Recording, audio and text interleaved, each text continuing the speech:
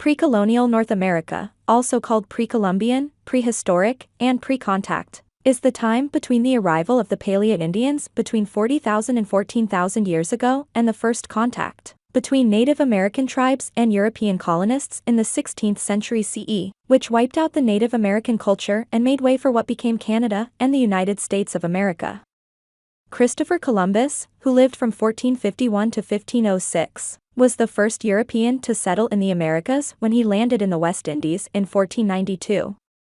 This led the Dutch, the French, and finally the English to try to set up colonies in North America from 1534 to 1620, which led to rapid colonization over the next 100 years.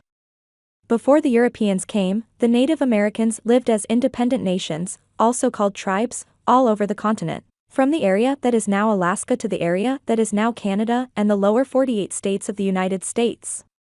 Modern scholars have divided this time period into periods to make it easier to study. Paleo-Indian Clovis culture, c. 40,000 c. 14,000 BCE. Dalton Folsom culture, around 8,500 to 7,900 BCE. Archaic, between 800 and 1000 BCE. Woodland period, from about 500 BCE to 1100 CE. The Mississippian culture lasted from about 1100 CE to 1540 CE. Even though this dating has tried to be accurate, it should be noted that the different Native American cultures in the area developed at different rates and in different ways, and that different scholars have different dates for these times. Every native culture did not grow the same way at the same time everywhere. Some countries kept using the technology and traditions of, say, the woodland period, while others had changed in ways that were typical of the Mississippian culture. Also, the name Dalton Folsom culture is a general term for a time period during which many different cultures have been identified based on how they made projectile points. Each of these cultures or countries, such as the Evans, grew and changed in its own way.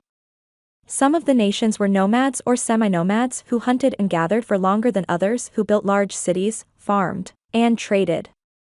However, the latter should not be seen as more highly developed than the former.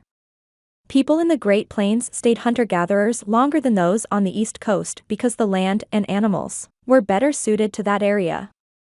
Nations and cultures all over North America made very advanced social systems, built huge cities, did long-distance trade and farming on a large scale, and came up with irrigation systems that are still used in some parts of the United States today, such as the Southwest, notably the area around Phoenix, Arizona.